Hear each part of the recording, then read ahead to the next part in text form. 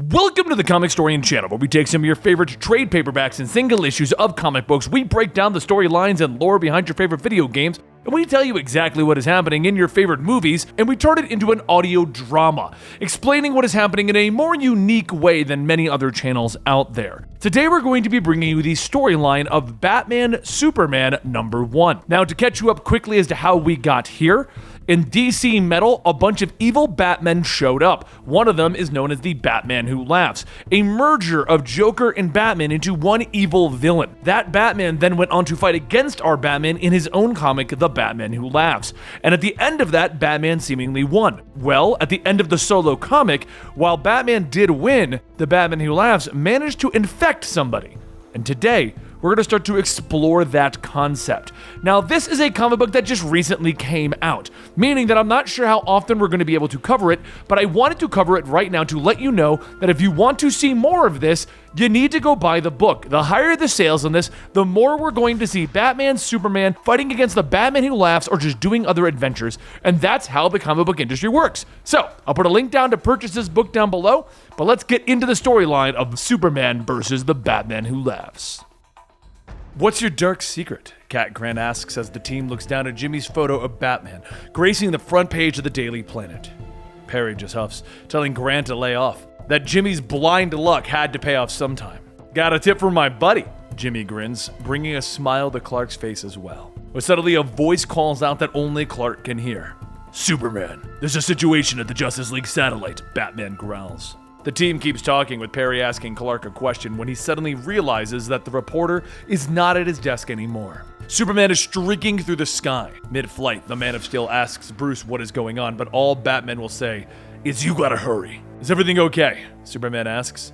"You sound different." There is a pause, and Bruce finally tells him, "Really? I hadn't noticed."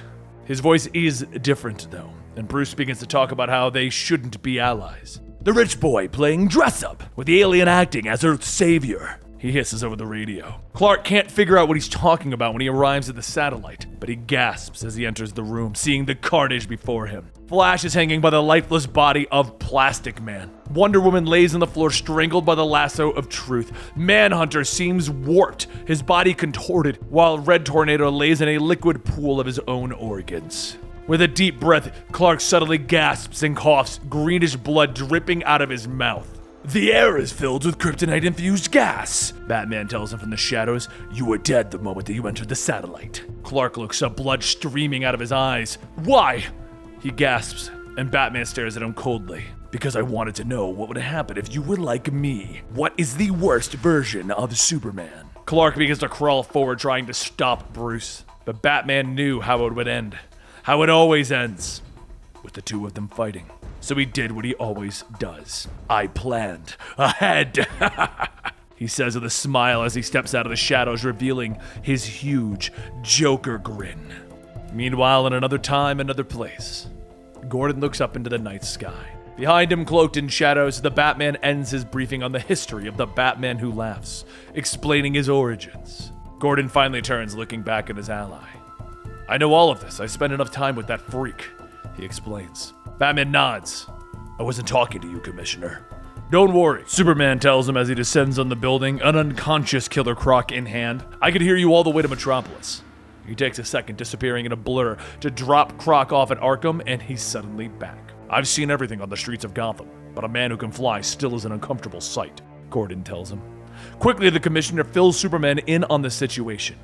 Danny Mills has been kidnapped from his bed a few hours ago. "And you think it was another dark Batman?" Superman asks. But Gordon tells him that there was only one witness, and he said that Superman kidnapped his brother, and that Superman was laughing.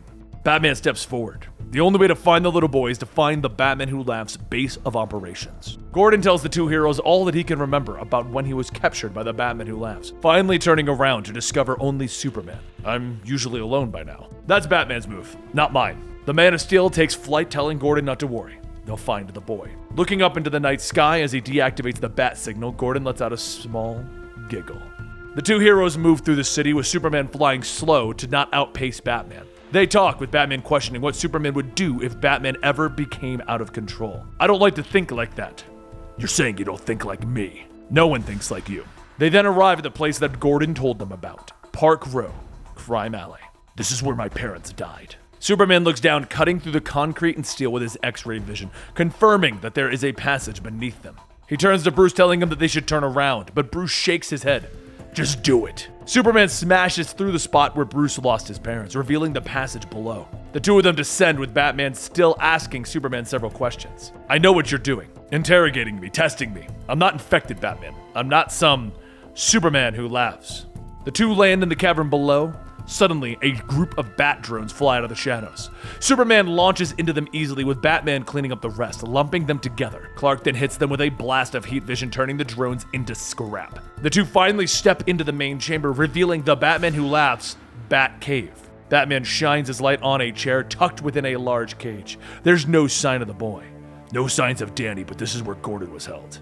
Superman stops, staring at an arsenal of knives on the wall. He turns, seeing the statues of crows standing still in the shadows. The crows are the Batman who laughs perverse version of the Robins. Finally, Batman pulls off a cloth, revealing a weapons chest beneath. Batarang molds? Superman questions, looking at the empty slots in the chest. Batman scans the mold, seeing trace elements of the Batman who laughs toxin mixed in with nth metal. Superman looks around. He doesn't understand why he would bring Gordon here. Why kidnap a young boy? He had to know that you would find his Batcave.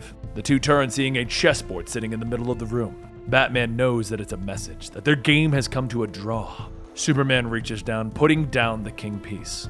What happens if we stop playing the Batman Who Laughs game? He asks. The piece falls, and the large bat computer comes to life. The two heroes gasp as they see the view of many heroes that have worked alongside them throughout the years. Heroes that are still on the Justice League and the Titans. All the heroes have had their eyes with X's put over them and smiles drawn over their faces. Any of them could be a potential target. This is bigger than Gotham, Batman. He notes, and in the darkness, one of the crow statues slowly begins to shift. Bruce leans into the image of the Green Lantern, a frown on his face. We have no idea who we can trust. And suddenly one of the crows slashes him across the back, cawing as the Dark Knight throws him across the room. The boy cowers as he begins to babble. He took it from me. He took my family. Hit me with a batarang. Superman tries to move in to calm the boy, but the tears become a smile, and the boy shows a row of sharpened teeth. Don't you recognize me? The boy asks. And the heroes step back, realizing that this isn't Danny. My name is Billy Batson. The crow grins. Suddenly, you hear the name everyone is waiting for. Shazam! And the cave is suddenly filled with the echoing boom of lightning and thunder. Batman pulls himself free of the rubble, readying a batarang, but another blast of lightning throws him across the room. I've always wondered if I could kick your ass, Superman. Shazam cackles, his mouth pulled up into a Joker's grin as he raises one of the nth metal batarangs. Well, there you have it, the conclusion to the first issue of Batman Superman. Now, if you want to talk about this comic, please consider following me at Twitter at Comicstorian. We're trying to work on building up our Twitter brand and would really appreciate you going on over there and following us. You can also go ahead and tell the writer himself, Joshua Williamson. He is also on Twitter and he responds to his tweets quite frequently. Tell him, hey, I got to see your comic on the Comicstorian channel and I loved it and I want to see more. I'm pretty sure he'd appreciate that. Either way, guys, I'll see you next time right here at the Comicstorian channel.